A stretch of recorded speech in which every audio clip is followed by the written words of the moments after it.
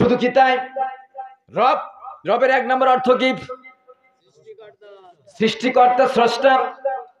আল্লাহ পাক বলে, বান্দা দেখ, আমি তোকে এত উত্তম আকৃতি দিয়ে সৃষ্টি করেছি, এত উত্তম কাঠামোতে সৃষ্টি করেছি, গোলাম মা তারা ফি খালকির রহমানি মিন তাফাউত।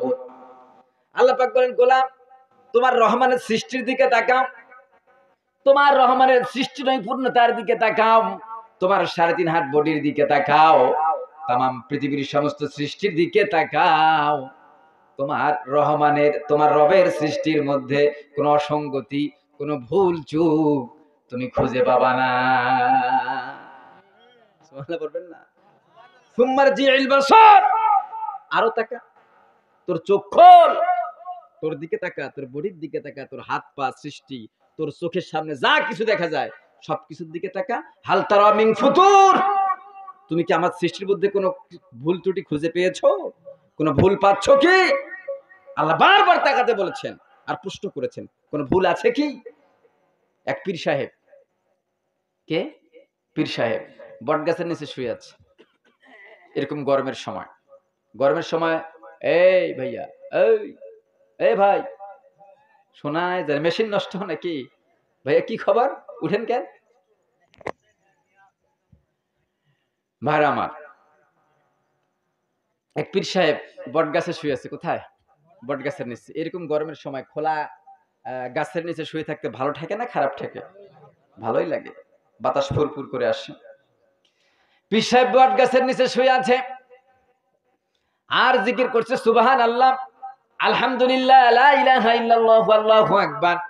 বটগাছের নিচে শুয়ে আছে আর জিকির করছে আর উপরের দিকে তাকিয়ে আছে আর এই আয়াতটা পড়ছে। আমি এই আয়াতটা যেটা আপনাদেরকে পড়ে শোনালাম, তেলাওয়াত করছে, মা তারা ফি খালকির রহমানি মিন তাফাউত। আল্লাহ তুমি তো বলেছো তোমার সৃষ্টির মধ্যে কোনো ভুল নাই, কোনো অসঙ্গতি নাই, কিন্তু আল্লাহ আমি বটগাছের নিচে শুয়ে দেখতে পেলাম, বটগাছের দিকে তাকিয়ে আমি মনে মনে ভাবছি, আল্লাহ পাক এই পৃথিবীতে আম গাছটা যেমন আমটাও তেমন, জাম্বুরা গাছটা যেমন জাম্বুরাও তেমন, এরপরে কলা গাছ যেমন কলাও তেমন, নারিকেল গাছ যেমন নারিকেলও তেমন, কিন্তু আল্লাহ বট গাছটা যেমন ফলটা কিন্তু তেমন হয় নাই। বট গাছ বড় আর ফলটা ছোট কিনা? পীর সাহেব বলছে, আল্লাহ আস্তাগফিরুল্লাহ, নাউজুবিল্লাহ, আমি জানি তোমার সৃষ্টির মধ্যে কোনো ভুল নাই। মা তারা ফি খালকির রহমানি মিন তাফাউত, আমার রহমানের সৃষ্টির মধ্যে কোনো অসঙ্গতি নাই, কিন্তু আল্লাহ এটা ভুল নয়, এটা আমি ভুল ধরছি না। আল্লাহ আস্তাগফিরুল্লাহ, আল্লাহ আমাকে মাফ করে দাও।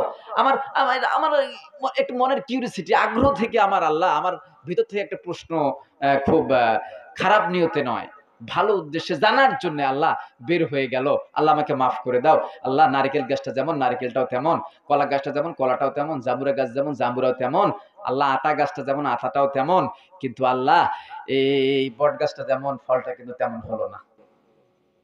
বট গাছটা বিশাল কিনা, ফলটা ছোট কিনা?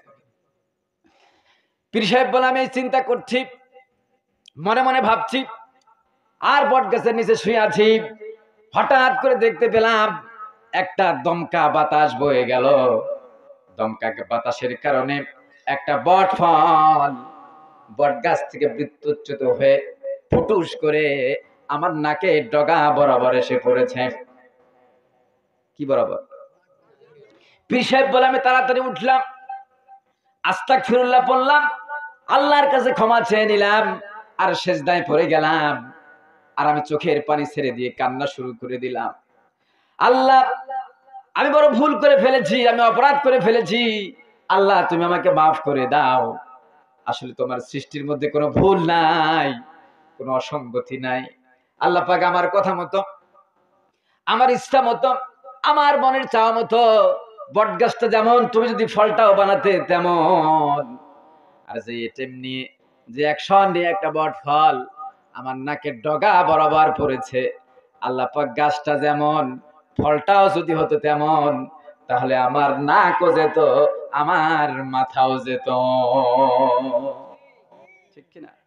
এজন্য আল্লাহ পাক বলেন সুম্মারজি'ল বাসারা কাররাতাইনি ইয়ানকালিব ইলাইকাল বাসারু খাসিআন ওয়া হুয়া হাসীর।